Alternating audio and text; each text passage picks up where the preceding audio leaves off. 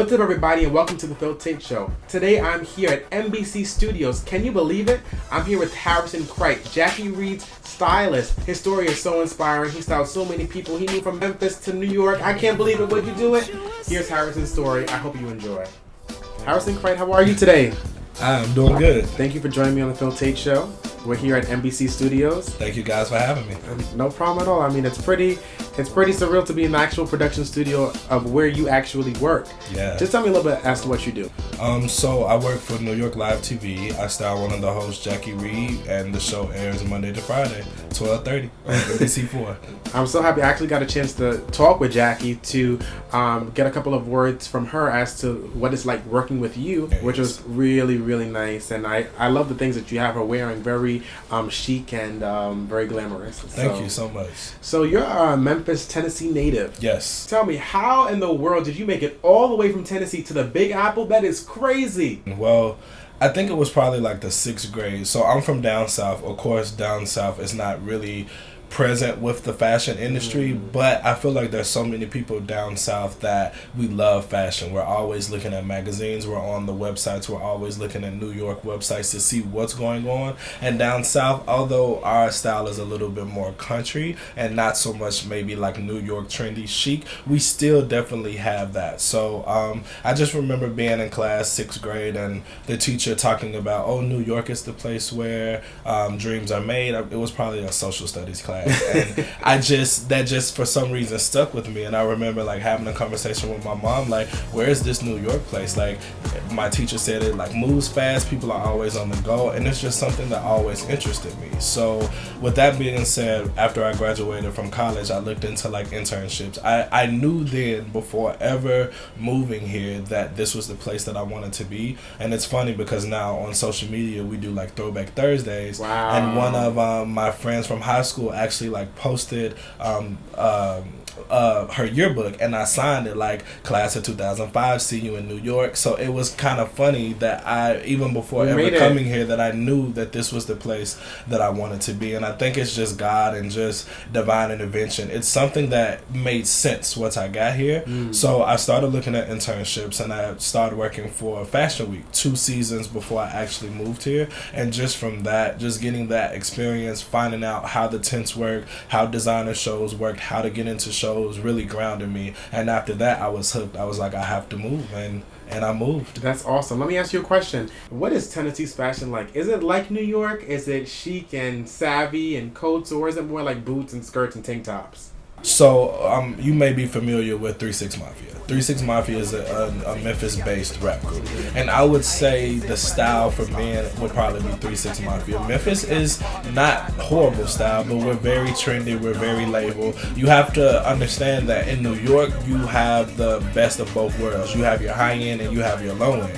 Whereas down south, we're only looking at high end because we want to feel that esteem of being that celebrity. So Memphis is very like Louis Vuitton and Gucci, and very we're running to Atlanta when we get the chance to buy what we can. But now we're starting to infiltrate, like H&M is coming down south, Urban Outfitters is not down there yet? Well, it's not in Memphis, but they just opened one up in Nashville, which is only like a 3.5 hour drive. So we're starting to get that mass market, whereas we can start branding in like our lower end retail. Yes, for like the everyday, just ready to wear. You work for Jackie Reed. How is it working for such a prestigious woman? She's amazing. Like, it's funny because how I ended up getting the position was actually through another stylist friend of mine who was actually the person who was going to be her stylist. But just from timing and his schedule, he ended up passing off the position to me. And she really like was in a position where someone needed to come in the next day and bring like a whole 2 to 3 weeks of clothes. So because I already had those connections, I came straight in. We had a meeting. I didn't know what to expect. I didn't know, was she a diva? Was she arrogant? Was she not humble?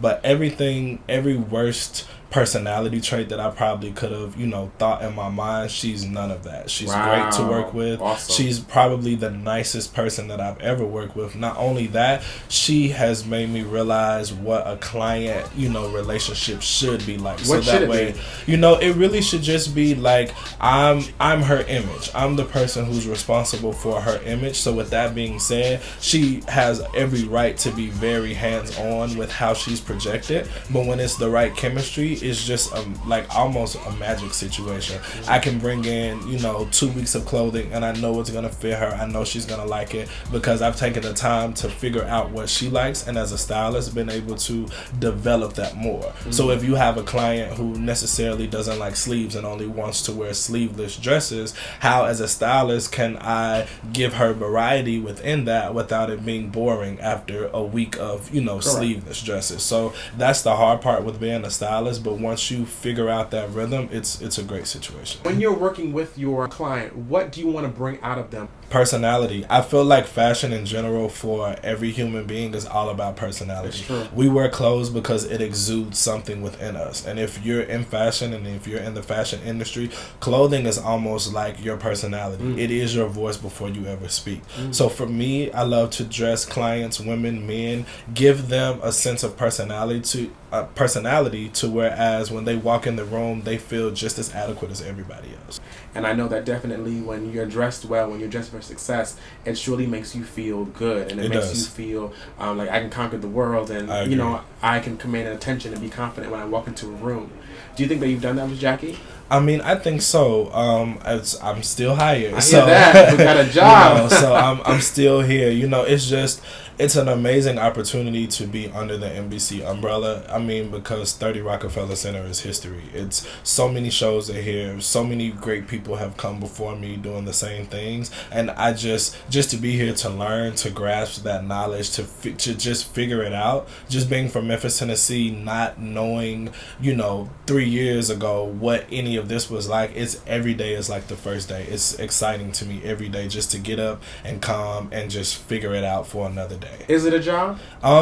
I will say honestly now it is a job, but it's one of those things where it's becoming easier and easier. With building relationships in the fashion community. As a fashion stylist, to me that's just what it's all about. It's not necessarily having a plethora of clothing, but just knowing that this particular garment works for my client, and as long as I'm continuing to provide new fresh looks, it's all about just mending those relationships and having access. So I believe in working smart and not hard. If I could go into your space and pull what I need to pull to satisfy my client and just rotate pieces, for me, that's working easier. And you have great relationships. With those relationships come events. Your client is gifted things. Like, it's just a beneficial situation, and that's what fashion is set up for. That's what PR is set up for. That's, thankfully in New York, what showrooms are set up for. What's the next step for Harrison on your journey? You've had so much success from Tennessee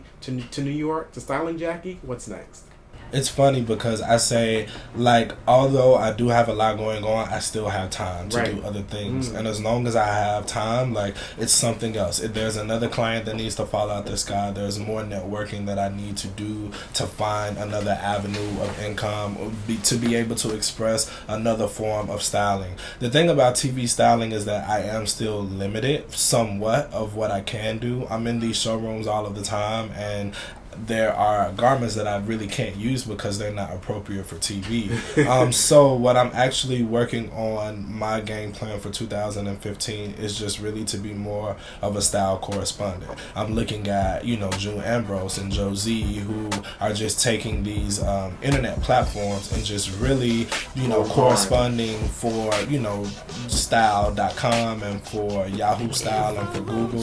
So I would love to do things like that. Definitely working within the TV arena. The contacts are there, the networks are there. I'm just ready to finally come from behind the scenes and really just start talking about things to show the world that I know what I'm talking about, that I know these brands, I know these materials, I know these designers, and really just giving an expert opinion. That's awesome. What piece of advice can you give to any aspiring stylist that seeks to, or even any professional that seeks to work in entertainment, that wants to book these jobs? What is the one thing that you would give them just when they're about to give up? It's funny because I get so many, messages and emails from aspiring stylists and people in the entertainment industry. And one word of advice that I always give people is only answer to what you want to be called. Huh. And I say that because if you want to be a wardrobe stylist, no one will know that if you don't put it out there. So if you put your work out there, if you're constantly reminding people what you do, and you really are doing good work, the world will then thank you by giving you projects, giving you clients. Such and such just uploaded a picture of them styling. Oh, I know someone who needs someone. Let me connect them. Right. So with that being said, I made up in my mind that I wanted to be a wardrobe stylist. I wanted that to be the tagline behind my name. Oh, this is Harrison Crite. He does wardrobe styling. So I started answering to that. I started making sure that that is what people identify me as. That's what people call me as. And that's what that statement means. So answer to what you want to be called and just do the work, and I promise the world will then bless you. I hear that. Those were some powerful, powerful words. Well, Harrison, just thank you once again, and I can't wait to show the people your story, and I know that you're surely going to inspire someone. I don't know if it'll be for them to leave their 9-to-5 job or for them to pick up a second job, but I know you're definitely going to inspire someone. So I thank you for that, Harrison. Thank you so much for having me. Alrighty. Well, that's all for the Phil Taitt Show. I want to thank Harrison for coming down here to talk about his incredible story. I hope that you were inspired. I know I surely was. I'll see you all soon. Bye-bye.